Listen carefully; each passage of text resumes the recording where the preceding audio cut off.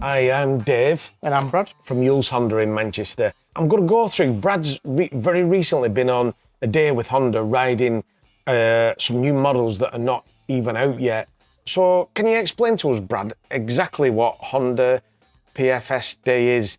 Yeah, of course. So Honda PFS Day, so it's Product Familiarization Day. Long story short, it's an excuse to ride some of the new models, these kind of new exciting bikes that we've got coming to the showrooms very shortly. It's a great experience, great opportunity to go and get that first-hand experience that sometimes with these popular models, we may not get a demo immediately. Yeah. So being able to actually answer the question when the customer says, "Oh, what's it like for comfort? What's it like for speed?" You can actually tell them that straightforward without kind of.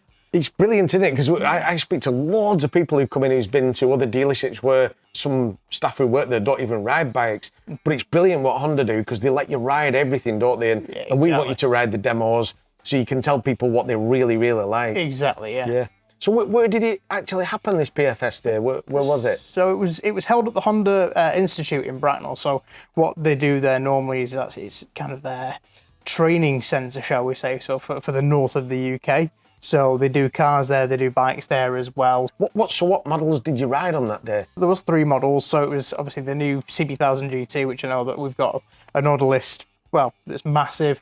CB1000F, exactly the same story, and then WN7 as well, which was something that I wasn't quite expecting to ride, but that was very much good fun as well. And then they threw a couple of the new E-Clutch models in there as well, which were good to ride as well. The morning was dedicated to electric, so it's obviously a new thing that Honda are putting a lot of time, effort and money into. They are trying to bring on this kind of EV line. Obviously the kind of hybrid sector in the cars is already quite established, but then you've got the CR-V that's now a hybrid as well. So Honda are trying to get further and further in with the kind of electrification and hybrid systems, and what better way to do it than on 2 wheels as well. And then obviously the afternoon was dedicated to internal combustion engines. So what did you think of the GT? I think that's a stunning bike. I don't know, I went down to the bike show and saw it there, and that you couldn't even get close to the thing. What did you think of it?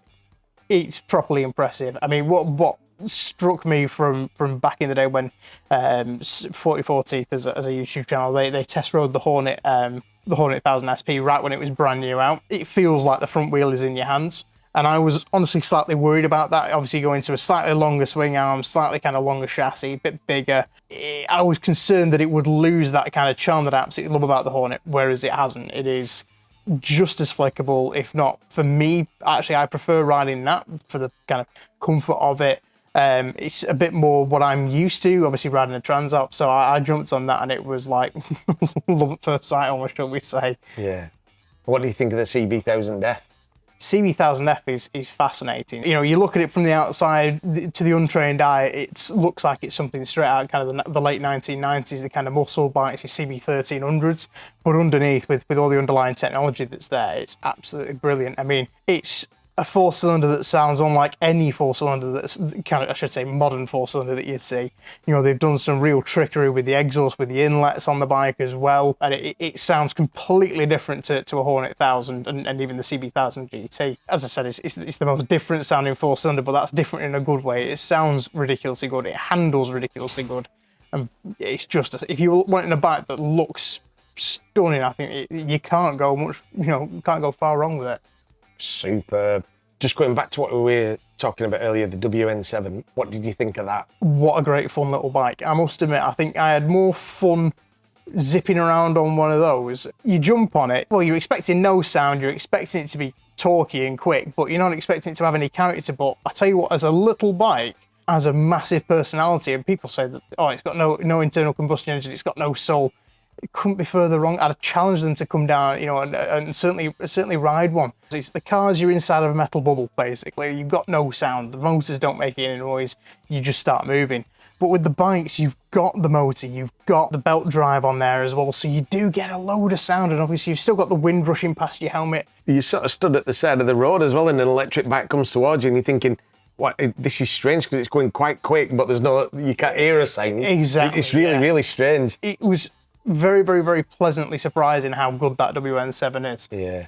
But I believe you rode some of the competitors' bikes there as well. What were Did your indeed. thoughts on that, and how did the Hondas compared to it, and what did you think on that? Yeah, so, I mean, we were talking about the WN7s, so they had a couple of the Zero models there. So, obviously, Zero is a massive name, certainly in the electric bike sort of market. So, it's a bit of a tough set of boots to fill. Overall, I mean, the Zeros are a little bit quicker, but it's also considerably heavier. It's a completely different seating position. It is a completely different bike. It's over £22,000, whereas this is brand spanking new. It's 13. Yeah. So it obviously, yes, it's got a little bit more speed. It's got a bigger tire on it, but it's not really comparable for how much fun, kind of the fun to value kind of market. I'd say the price solely rests with the WN7 because the price of it and the amount of enjoyment that I had out of that was just ridiculous. I think for quite a while now, I think we've been really, really lucky that, the prices that Honda are bringing the new bikes out, they've so looked into that and got it absolutely bang on. 100%. We can get parts very, very quickly. You get a 6-year warranty with it. It's just like, it's a real package, isn't it? So, so we had the WN7, then CB1000 GT. They had the Tracer 9 GT against it, which obviously anybody who knows, the Tracer 9 kind of has been the king of the market for many years.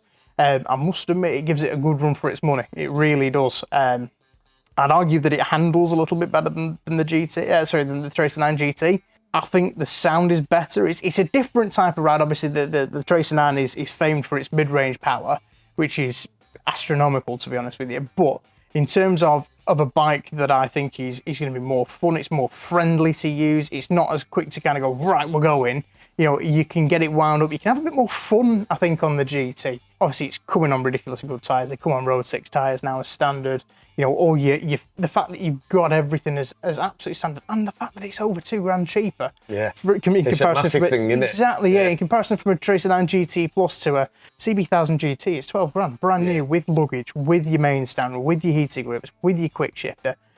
It wants for nothing. Whereas you get a Tracer 9 and you do need to start throwing bits and pieces at it, and you need to go into those Tracer 9 GT and GT Plus specs to get the same sort of spec out of it. So for the price, it's a bit of a no-brainer to go for that. And then finally the CB1000F, the kind of direct competitors to that was Kawasaki Z900 RS, which I must admit, that did surprise me at how good it was going to be. It sounds brilliant, it goes very, very good as well. But again, price-wise, the CB1000F at £10,600 brand new on the road, it blows the Kawasaki out of the water. The Kawasaki's over £13,000. Certainly for the spec that I was riding. And in terms of sound and how the bike feels, the Z900 RS, whilst it's a brilliant bike, I can't fault it, and I don't like sitting here, putting other manufacturers down because they make some really, really good stuff.